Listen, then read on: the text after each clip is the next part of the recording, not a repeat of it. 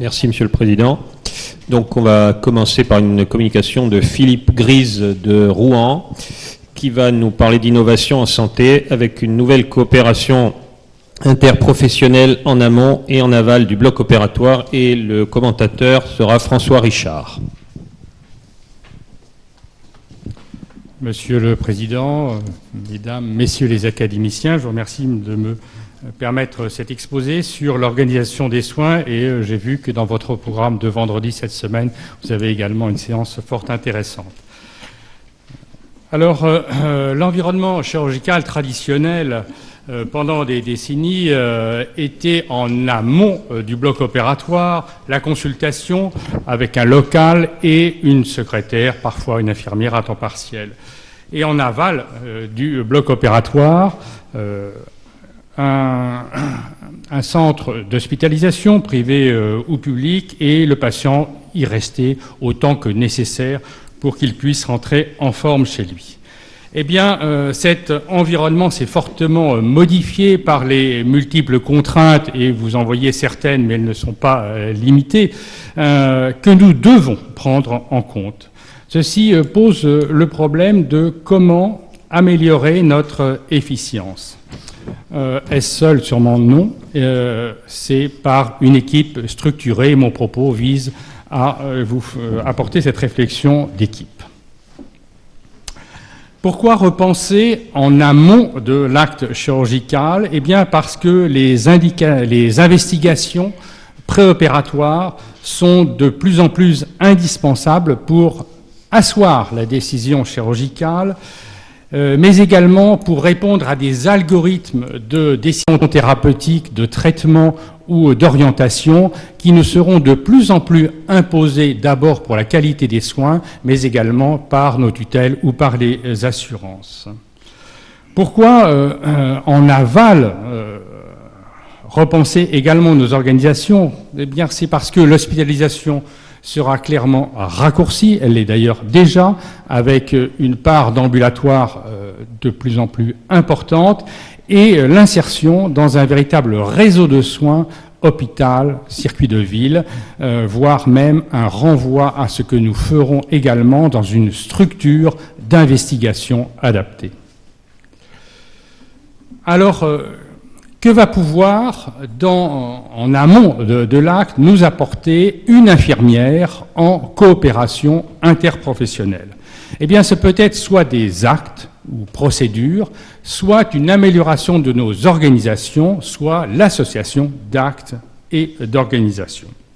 Et nous avons, dans le service d'urologie à Rouen, établi le premier protocole national de coopération dans le cadre du bilan aérodynamique, le bilan aérodynamique étant réalisé en lieu et place du médecin, l'infirmière réalisant non seulement l'acte, mais également l'interprétation technique.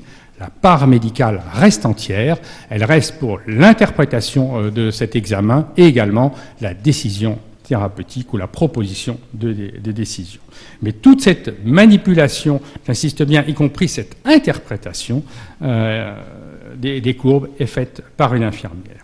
Alors ça, c'est ce qui est maintenant réalisé et étendu à d'autres centres depuis maintenant plusieurs années, 3 ans en pratique, presque 4, mais également ce peut être, on pourrait l'imaginer, pour d'autres actes, par exemple les ablations de sondes JJ en endoscopie qui sont de façon très routinière, effectuées notamment après greffe, et pourquoi pas faites par une infirmière qui serait entraînée par un temps d'apprentissage avec un simulateur, puisque maintenant nous avons des simulateurs très performants pour ça, et un algorithme de décision qui lui permettrait de renvoyer une décision parfaitement éclairée et sous la supervision du chirurgien. Vous voyez que donc on peut imaginer d'autres actes tout à fait possibles, mais également des insertions dans des organisations, pas simplement en amont, comme documentaire pour remplir les questionnaires, les bases de données qui sont de plus en plus indispensables dans les services universitaires, mais également la gestion optimale de préadmission, comme cela est fait au Canada, la gestion des files actives, et nous en parlerons par exemple pour nous en urologie et malades qui ont de la toxine botulique, On peut décliner cela également pour d'autres actes comme des biopsies ou la recherche clinique. Alors, en aval du bloc opératoire, eh bien, là encore, l'infirmière en délégation ou plus exactement en coopération interprofessionnelle peut intervenir sur certains actes. C'est le cas dans une clinique du nord de la France qui vient d'avoir son protocole agréé pour les neurostimulateurs de vessie. Et vous savez que là, c'est quelque chose qui prend énormément de temps, les réglages, recevoir les patients, la décision de modifier les paramètres. Eh bien, ça peut être fait sous notre contrôle par une infirmière. Mais ça peut être également, et nous en reparlerons, pour toute la cohorte des malades toxinés, ça peut être aussi la gestion des sondes, et notamment avec les lasers en ambulatoire. Et par exemple, à Bruxelles, une infirmière fait toute la gestion des malades sondés de l'ensemble de l'hôpital. Donc vous voyez, il y a de quoi imaginer, je dirais pas sans limite, mais de façon très large, des processus de soins. Alors ça peut être également l'insertion dans des organisations comme à nouveau les questionnaires, mais cette fois-ci en aval, et les bases de données, également des gestions de fils actifs. Alors ce qui est la recherche clinique qui doit être aussi amplifiée, et notamment pour lesquelles elle nous aide beaucoup. Pour finir, je voudrais dire qu'en aval, clairement, cela ne se situe pas à la sortie de l'unité d'hospitalisation ou du centre de soins, mais qu'il va falloir de plus en plus travailler dans le cadre d'un réseau, voire même réintroduire cette interface de processus, de structure d'investigation préopératoire. Alors, grâce à cela, le chirurgien peut se recentrer sur son métier, son métier socle, comme il est habituel de le dire, et le faire avec un temps qui est devenu plus disponible pour ce métier socle. La qualité des infirmières en coopération, elle est attestée par tous les rapports qui ont évalué en particulier les expériences préliminaires, la sécurité également, l'efficacité. Il y a une discussion sur le coût finalement de ce binôme paramédical et chirurgien. Il est probablement égal ou supérieur, mais il faut tenir compte du nombre d'actes qui, grâce à cela, sera nettement supérieur à ce qu'aurait fait le chirurgien seul. En tout cas, dans notre expérience, nous l'avons vu, nous avons même réduit le délai d'attente des examens, et ça, c'est un élément très important. Enfin, n'oublions pas que le chirurgien reste au cœur de la prise en charge et en assure la responsabilité.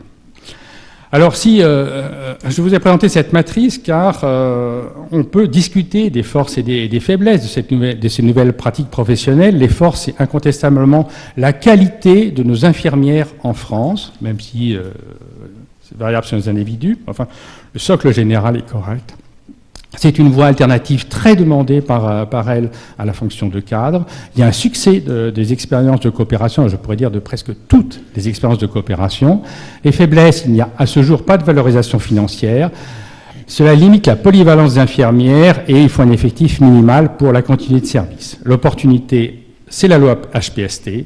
Les effectifs infirmiers, on le reverra, qui sont suffisants pour cela. La facilité maintenant d'adhérer d'emblée à un protocole en cours. Enfin, le soutien très fort et répété récemment de la HAS. Il y a une menace, c'est la dévalorisation tarifaire des soins. Bon, c'est pas la seule menace, hein. Et une défense médicale qui serait trop corporatrice. Alors juste un petit point sur la démographie pour vous rappeler que d'ici 2030, la démographie de la population générale en France augmentera d'environ 12%. Celle des médecins sera en baisse, alors que celle des infirmières sera d'environ 37%, avec un peu plus pour les infirmières en libéral et en privé qu'à l'hôpital public, et un rééquilibrage selon les régions. Alors les évolutions de la profession d'infirmière sont favorables à ces coopérations, et en particulier l'universitarisation du diplôme initial facilite l'insertion de ces formations secondaires au sein du cursus facultaire. La création de l'ordre des infirmiers en 2006 permet la notion de responsabilité de ces actes et surtout une dimension éthique de ces actes, ce qui est important si l'on veut considérer que ce métier d'infirmière pourrait évoluer d'une liste d'actes, c'est le rôle propre qui est très figé, à des objectifs de soins avec une dimension évidemment éthique pour limiter les dérives possibles. Et c'est ce qui est notamment réalisé pour les sages-femmes. Enfin, considérons cette ouverture de ces nouvelles coopérations interprofessionnelles qui, déjà aux États-Unis ou dans les pays du Nord, sont très largement présentes et ont pour cursus initial un master qui est malheureusement très long et contraignant, en tout cas en France. Dans ces pays-là également, il y a une reconnaissance institutionnelle et financière que nous n'avons pas. De sorte qu'en France, il faut privilégier encore, pendant un certain temps, les formations courtes type DU, bien ciblées, et la validation des acquis d'excellence professionnelle. Clairement, le financement est une difficulté actuelle, ainsi que le DPC. Alors, un petit historique pour rappeler que les premières expérimentations ont débuté il y a quand même 12 ans maintenant, et que la loi HPST de 2009 a permis ces expérimentations avec en 2011 les premiers protocoles, et d'emblée des protocoles en urologie. Alors pour ces nouvelles coopérations, que faut-il? Eh bien, il faut au sein d'une équipe une dynamique individuelle, locale, donc forte, et notamment un binôme fort, médecin-infirmière, qui veut non seulement optimiser l'organisation des soins, et je vous ai rappelé donc les avantages, mais également il faut prendre en compte, et ça c'est important en termes de gestion d'équipe, gestion humaine d'équipe, un enrichissement de tâches de ces personnes, et également une motivation professionnelle à faire mieux, à dépasser ce qu'elles font dans leurs tâches quotidiennes. Enfin, il ne faut pas méconnaître aussi que souvent, c'est l'occasion de régulariser, d'un point de vue légal, une situation existante qui n'était pas tout à fait dans le cadre de la liste des tâches. Malheureusement, un bilan, l'extension nationale est encore trop lente, il y a des freins locaux multiples, et je vous en ai mis quelques-uns, comme les effectifs, la polyvalence ou la surcharge de travail. Alors pour s'insérer, il faut un dossier qui a été simplifié mais qui est encore un peu long et lourd, dont la base initiale est régionale, c'est un contrat avec l'agence régionale, et d'emblée ce dossier devra avoir une modalité d'application nationale. Ce que je peux regretter, et on souhaite, c'est que les sociétés savantes médicales spécialisées s'impliquent plus dans cette réflexion. De même pour les sociétés savantes paramédicales qui sont peu représentées en France contrairement aux autres pays, et également une implication souhaitable des ordres, que ce soit régionaux ou nationaux. Le modèle d'anglais est un modèle intéressant, malheureusement pas applicable en France, car il repose sur le principe que tout ce qui n'est pas interdit est autorisé en termes de jurisprudence, et dès lors que les sociétés savantes et les hôpitaux prennent une assurance pour ces nouvelles pratiques. Alors donc revenons en France, il n'y a pas d'incitation financière et la grille de la fonction publique hospitalière est clairement une rigidité, ce qui n'est pas le cas d'ailleurs de la grille de la fonction publique territoriale par exemple qui est beaucoup plus souple. Alors quand même une petite lueur d'ouverture, et il faut le souligner, c'est la loi de financement de la sécurité sociale de 2014 qui propose un collège des financeurs et une tarification dérogatoire des actes pratiqués dans le cadre de ces protocoles. Nous verrons bien si cela aboutit, en tout cas c'est un réel espoir. Il faut repenser également le parcours du patient autour du domicile et travailler sur les interfaces avec les algorithmes de décision et des organisations de soins en amont, en aval. Je vais vous en présenter quelques exemples pour que ce propos soit plus dans quelque sorte le vif de la pratique, si l'on peut dire. Alors voici un exemple d'un centre qui est sur une pathologie. C'est un centre prostate, tel que celui que nous avons mis au CHU de Rouen, où une infirmière qui est payée à 50% de son temps va répondre aux patients pour information, dépistage du cancer de prostate. Elle remplit, elle envoie aux patients, elle fait la synthèse des questionnaires, elle collecte les biologies, elle lance les échographies, et tout ça fait une synthèse qui est envoyée au médecin, à l'urologue, et nous permet d'améliorer les stratégies de prise en charge selon les algorithmes des sociétés spécialités savantes. Donc clairement une efficience et une qualité. Alors on peut aussi avoir sur cette fois-ci une procédure, et c'est notamment à Cambridge, où une infirmière, qui est là encore payée un peu plus cher que la grille normale, organise tout ce qui est de la prostatectomie robot en ambulatoire, avec la prise en charge des antalgiques, des anticoagulants, des soins de sonde, le désondage, également la rééducation. Tout ça est fait en amont et en aval. Elle organise cela et ça permet d'avoir des prostatectomies pour certains malades, ceux qui sont éligibles, avec une durée extrêmement courte d'hospitalisation. On peut aussi avoir des infirmières qui vont gérer nos cohortes de traitement sur des pathologies ciblées avec des algorithmes de décision. Et c'est ce que nous avons fait à Rouen. Alors là, pour l'instant, nous n'avons pas écrit, il est en cours, le protocole pour la toxine botulique, pour l'hyperactivité vésicale. Et une de nos infirmières est une infirmière toxine qui revoit les malades J8. Elle détermine si le malade est en rétention. Elle fait l'apprentissage d'autosondage. Bien sûr, nous sommes à chaque fois informés. Elle a une ligne directe. Les malades la recontactent dès qu'il y a besoin de toxiner. Elle envoie évidemment la checklist. Elle a la possibilité de faire également des ordonnances pré-remplies selon les modèles que nous avons, parce que vous savez qu'elles peuvent faire maintenant les ordonnances de CB. Et tout ceci nous permet d'avoir finalement une optimisation importante d'une cohorte de patients, avec qualité. Alors on peut aussi avoir des cliniques de préadmission, on peut gérer en amont de l'ambulatoire également des soins de cette hospitalisation courte. Par exemple, je vous ai rappelé des infirmières de sonde, mais ça peut être aussi pour des gestes de cystoscopie. Alors voici un exemple de ce que nous avons mis pour un malade en laser prostate qui est désobstrué. Eh bien, voici les documents que nous envoyons au réseau de soins avec l'infirmière et qui sont préparés. Ça veut dire que j'ai dépassé mon temps de parole? Non, d'accord. Voilà. Alors, pour un malade qui est en incertitude sur l'intervention, eh bien, voici un autre examen. Enfin, très rapidement, j'ai 3 diapos, un récent rapport du Sénat qui propose que des professions intermédiaires soient créées et avec un niveau master, selon ce qui existe à l'étranger. Ce sont des infirmières en pratique avancée. Elles prendraient la forme de mission et avec une reconnaissance financière. Et c'est ma dernière diapo, je conclus donc. Pour ces nouvelles coopérations interprofessionnelles en amont et en aval du bloc opératoire, eh bien, il faut clairement l'insérer dans nos algorithmes de prise en charge. Et je vous propose cette réflexion d'Elstein. La vie, c'est comme une bicyclette. Il faut avancer pour ne pas perdre l'équilibre. Je vous remercie.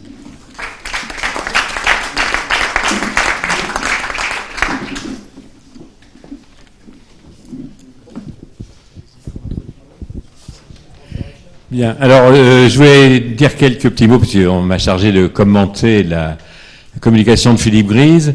D'abord pour vous dire que Philippe a déjà mis au point depuis un certain nombre d'années les moyens d'arriver à cela, puisqu'il a créé le diplôme interuniversitaire d'infirmière experte en urologie. Ça fait maintenant 5 ans ou 6 ans. Il y a plusieurs, ça se compte maintenant par centaines d'infirmières en urologie qui ont suivi ce diplôme et qui a un très grand succès. Et manifestement, ce principe d'associer les infirmières en amont et en aval des interventions chirurgicales va devenir de plus en plus important, d'autant plus que toutes spécialités confondues, on fait de plus en plus d'interventions chirurgicales qui sont aussi des interventions fonctionnelles, qui ne sont pas uniquement des interventions d'exérèse, qui nécessitent donc, avant et après l'intervention, tout un tas d'examens parfois un peu compliqués, et dans lesquels le personnel paramédical peut aider et libérer du temps pour le chirurgien. Et je crois que c'est absolument indispensable. L'autre point, c'est qu'actuellement, vous savez qu'au Sénat, hier, s'est discuté les modifications qu'il y a dans la loi santé, notamment pour les GHT, les groupes hospitaliers territoriaux. Il y a un changement dans l'organisation potentielle de l'hospitalisation publique en France, quelque chose qui doit pouvoir nous réjouir, puisque ça a repris un certain nombre des idées que l'Académie nationale de chirurgie avait envoyées au ministère quand, il y a 2 ans, le ministère nous a demandé de faire un rapport sur la chirurgie en 2025, et qui permet justement d'associer des équipes de services différents, aussi bien au point de vue médical que paramédical, pour améliorer la qualité et la sécurité des soins. Donc je crois que tout ceci est quelque chose qui est absolument indispensable. Alors, il y a des problèmes qui se posent. C'est et je voulais avoir l'avis de Philippe, c'était le problème de la formation des personnels paramédicaux. Actuellement, il vous l'a dit, et c'est l'exemple des DU, c'est des structures de diplômes d'université ou interuniversitaires dont la qualité peut être très variable. On a l'autre penchant qui sont les masters, et on a tous vu un peu les pièges parfois des masters, c'est-à-dire qu'on a un certain nombre d'infirmières ou de cadres qui ont fait des masters, qui sont devenus des championnes des masters, mais qui ont complètement perdu contact avec le terrain et qui sont totalement inutilisables en pratique dans les services. Et donc il faut trouver un moyen pour que entre les diplômes d'université et les masters, on ait le moyen de former de façon à la fois rapide mais efficace le personnel paramédical pour faire le boulot que faisaient en partie les médecins. Et ça, je crois que c'est une réflexion dans laquelle les compagnies comme l'Académie nationale de chirurgie pourraient réfléchir. Le deuxième point, c'est le point du financement. Philippe l'a évoqué. Le problème actuellement, c'est que tous ces métiers nouveaux, on les propose à des infirmières, mais qui sont des infirmières. Donc, qui ont des infirmières dans le cadre de liste de compétences. Dès qu'on veut le bouger, on l'a vu pour les IBOD dont les décrets de compétences sont sortis récemment, c'est très très compliqué, ça demande énormément de temps. En plus de ça, on voit les syndicats, les politiques se mettre là-dessus et ça bloque un peu tout le système. Donc c'est assez difficile. Donc comme on est en France, il faudrait essayer de trouver quelque chose de plus simple. Donc je voudrais, si Philippe, tu pouvais nous dire un peu, toi sur le plan pratique, sur le plan de la formation et sur le plan du financement, comment tu verrais le fait qu'on puisse aller plus rapidement vers cette organisation-là? Oui, je te remercie. D'abord pour la formation. Je suis d'accord avec toi, il faut éviter des formations trop théoriques et trop longues. En ce qui concerne la formation des infirmières dans les écoles, qui sont maintenant finalement universitarisées, la formation chirurgicale est très faible. Et la formation en amont et en aval est quasiment pas prise en compte. Donc je crois il faudrait que chaque discipline chirurgicale, je dis bien chaque discipline, fasse un peu ce que nous avons fait en orthopédie, en urologie, c'est-à-dire que fasse une formation, un DU ou un DU, finalement d'infirmières spécialisées en orthopédie, en digestif, etc., où on ne retrouve pas simplement le bloc opératoire, mais l'amont et l'aval également. En tout cas, nous, dans ce que l'on a, on prend en moyenne 20 à 25 infirmières dans notre diplôme, et elles se complètent, elles échangent, et elles ont grand plaisir à avoir ces 3 temps, finalement, qui sont de plus en plus intriqués. Ça permet de faire le complément de la formation initiale, et le complément qu'on ait 30 ans, 40 ans, etc., au moment où on le souhaite. Et puis après, si on veut aller dans quelque chose de beaucoup plus ciblé, je vous donne par exemple l'infirmière toxine ou l'infirmière... Là, à ce moment-là, on fait un diplôme universitaire que la spécialité prend en charge, c'est-à-dire qu'on réfléchit au sein de la spécialité et on fait un diplôme universitaire sur ce thème qui est intéressant de coopération. Voilà, c'est comme ça que moi je le verrai. En tout cas, ça marche pour l'instant pour nous en urologie, mais je crois que ça peut marcher pour d'autres très très largement. Alors, la valorisation des acquis professionnels, là c'est à nous de le réfléchir. Il n'y a pratiquement pas grand-chose. Mais, par exemple, nous, on a fait une liste, on a dit qu'il fallait 20 ou 50 interventions avec des critères encadrés avec une signature. Voilà, ça, on peut le faire un peu à l'anglaise. Bon, voilà, là, ça permet de compléter le diplôme d'université. Et puis, finalement, cet ensemble fait qu'on a des professionnels qui sont d'une bonne qualité et qui nous aident considérablement et qui sont heureux dans les équipes. Ça, ce qui est vraiment aussi important.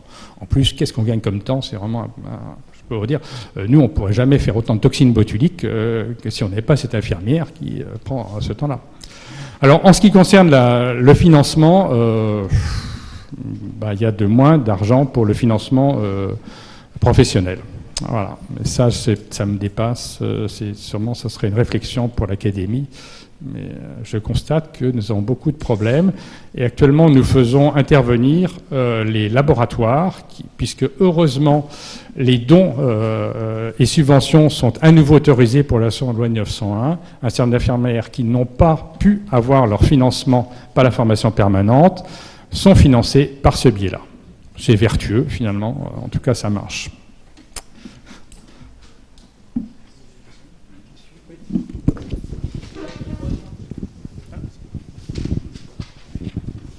Merci. Oui, je vais vous poser une question tout à fait anecdotique par rapport à l'importance du sujet. Je vois que vous attachez une importance considérable aux infirmières avec une masse de travaux sur ce sujet qui me paraît, ça c'est mon avis personnel, un peu complexe dans la pratique d'ailleurs. Mais ce que je voulais vous demander, vous avez cité, c'est une chose qui peut paraître minime, le Conseil de l'ordre des infirmières. Il se trouve que, historiquement, lorsque j'étais secrétaire général de notre académie, j'ai travaillé avec Madame Dominique Leboeuf, qui était l'associée de Monsieur Matillon quand nous travaillions avec le président sur les collèges. Et Madame Dominique Leboeuf est celle qui a lancé le projet du Conseil de l'ordre des infirmières. J'ai vécu ça avec elle-même. Ça a été d'une difficulté considérable, se heurtant entre autres aux syndicats des hôpitaux, qui ne voulaient pas entendre, bien sûr, la prise en charge des infirmières par des structures indépendantes. Ça a été également très compliqué par Madame, qui a été ministre à cette époque-là, Madame Bachelot, alors que les calculs qui ont été faits, en particulier par mon fils, mais ça c'est une anecdote, voulait que la cotisation soit 75 € par an et que ça paraissait énorme. Ce qui fait que le ministère de tutelle, on voit bien que les ministères de tutelle ont une importance considérable, puisqu'elle avait considéré qu'on commencerait par 25 €. Bon, bien entendu, rien n'a pu marcher à l'époque. Alors, ma question, je la raccourcis, qu'est devenu ce conseil, comment dirais-je, de l'ordre des infirmières ? Je ne peux pas vous donner de réponse pour ce qui est récemment, mais ce que je peux vous dire, c'est que nous avons travaillé avec Dominique Leboeuf et qu'elle a fortement aidé et approuvé la première coopération interprofessionnelle pour l'urodynamique. C'était un plaisir. Et d'ailleurs, dans mon propos, j'ai mis un conditionnel, c'est-à-dire que je souhaiterais que les sociétés savantes et les ordres appuient encore, mais j'ai bien conscience que déjà, ils ont appuyé. Très bien. Yves Chapuis. Bon, ce que vous venez de nous dire montre que ça a tout de même un petit peu avancé. Oui. Je vous dis ça parce qu'en 2003, j'ai été délégué et j'ai participé à un certain nombre de travaux à la HAS sous l'autorité de Berland, qui d'ailleurs avait lancé cette expérimentation dans différentes disciplines pour voir comment on pouvait envisager le transfert de compétences. À l'époque, on appelait ça transfert de compétences, c'est une erreur, c'était transfert de tâches, et puis c'est devenu coopération entre professionnels de santé. Je ne vais pas m'étendre beaucoup parce que ça montre le temps qu'il aura fallu jusqu'à aujourd'hui sur un tel dossier pour avoir quelques manifestations de progrès. Il y a un point, alors là, ma question est la suivante. Vous avez évoqué évidemment les problèmes de formation.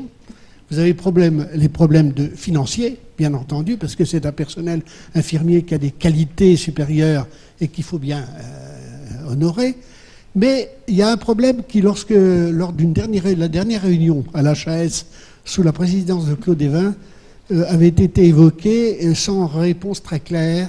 C'était le problème de la responsabilité sur le plan juridique du personnel qui restait sous la dépendance, bien entendu, du chirurgien, mais où les limites de la responsabilité médicale n'étaient pas très précises et que je sache n'ont pas encore été bien définies. Je vous remercie de votre attention. Oui. Dans notre structure, nous avons signé un contrat intuité personné avec les médecins et les personnels paramédicaux, qui est enregistré auprès de l'Agence régionale de santé et qui est remis à l'assureur de l'établissement, et de sorte que ces personnels sont parfaitement couverts par le contrat d'assurance de l'établissement. Et Didier Leger. Merci beaucoup. Alors, sur le côté assurance, je vais apporter ma casquette assureur pour dire qu'on a de gros soucis avec la délégation de tâches organisée par la loi. C'est le cas des sages-femmes qui peuvent aujourd'hui accoucher. La prime d'assurance étant montée à 35 000 € pour une sage-femme, aujourd'hui, elles ne peuvent pas s'assurer pour faire les accouchements. Donc il y a des limites. Après, au sein d'une structure hospitalière où l'assureur couvre tous les salariés, dans la mesure où le salarié est dans le cadre de sa tâche définie, il n'y a pas de problème pour le couvrir, ça posera plus de problèmes pour l'activité en libéral. Je voulais rebondir sur ta question, sur ton topo, pour dire la chose suivante. Je vous invite à vous mettre en garde sur la délégation de tâches. La coopération, oui. La délégation, non. Pourquoi ? Parce que la délégation de tâches est utilisée par le pouvoir politique pour en quelque sorte nous voler nos activités. Toutes les professions, dans le dernier PLFSS de 2015 ou le projet de loi Mme Touraine, les infirmières, les sages-femmes et demain les IAD sont prévues pour travailler de façon tout à fait autonome et plus du tout en collaboration avec nous. Ton projet, la remarque de François Richard, c'est la collaboration. Oui. La délégation de tâches voulue par le ministère, c'est de nous voler nos activités. Je prends l'exemple, très vite, des infirmières libérales qui demain vont vacciner, ou les pharmaciens, ou les infirmières scolaires qui vont s'occuper de la contraception des enfants, et les sages-femmes qui vont faire des avortements de façon tout à fait autonome. C'est-à-dire que le pouvoir politique, pour des volontés économiques, veut déléguer la tâche. Toi, tu veux la collaboration, et la collaboration, c'est bon pour nos professions. La délégation de tâches qui a pour objectif de vider nos professions un certain nombre d'actes est mauvais. Et la création des diplômes de master pose la question de savoir si ces masters seront indépendants de nos activités ou travailleront en collaboration. Et c'est là le fond du problème. Et sur la loi santé, il y a délégation de tâches imposées donc sur l'avortement, imposées pour la vaccination et imposées probablement pour les IAD qui pourront faire demain des anesthésies de façon autonome pour l'ophtalmo. Et le reste, c'est la dernière point sur lequel j'aimerais intervenir, c'est que la délégation de tâches ou la collaboration ne sera possible que lorsqu'on valorisera nos actes.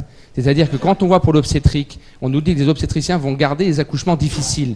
Les chirurgiens garderont les ablations de sonde double J difficiles. Ce que nous disons, c'est qu'à ce moment, il faut valoriser l'accouchement difficile ou l'ablation de sonde double J difficile. Et là, on nous répond, pas question de valoriser.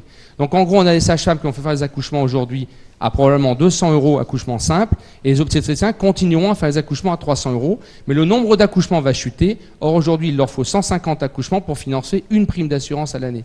Donc c'est un vrai danger. La délégation de tâches est un outil politique pour nous voler nos activités, diminuer nos revenus de nos entreprises et vos responsabilités au sein des CHU. Donc coopération oui, délégation non. Merci.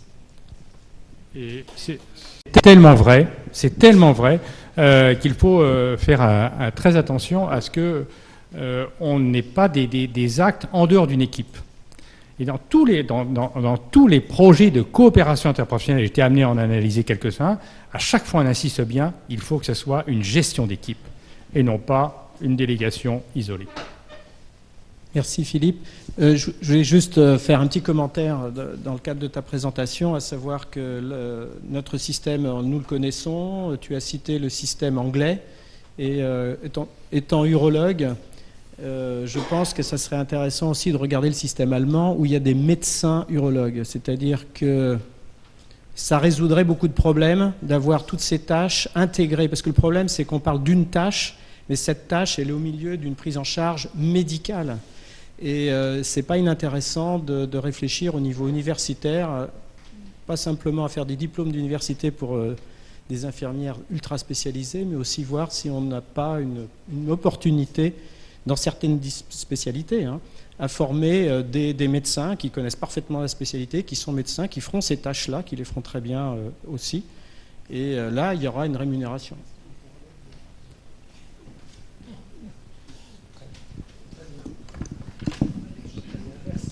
Alors, merci bien.